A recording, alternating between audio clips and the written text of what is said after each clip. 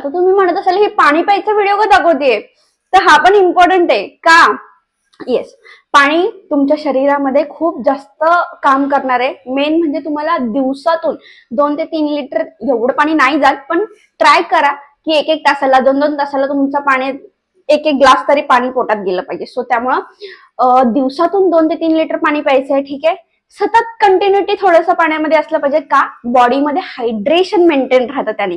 आणि प्लस मी तोंड लावून पाणी पिले, आता ऑब्झर्व केलं ना, तर ते का वरतून पाणी पिणे चांगली गोष्ट आहे, पण तोंड लावून पिणे का, ह्याच्यासाठी तुम्हाला लिप्स मध्ये ड्रायनेस पण येत असतो. आता हिवाळा चालू झालेला आहे, होठ फाटलेले असतात, लिप बाम वगैरे ते तर काम करतातच आहे, पण हे पाणी पण तुमचं खूप जास्त काम करणार. ज्यावेळेस तुम्ही ओठ लावून तोंड लावून पाणी पिताय ग्लासाला, त्यावेळेस तुमचं हायड्रेशन त्या लिप्सला भेटत आहे.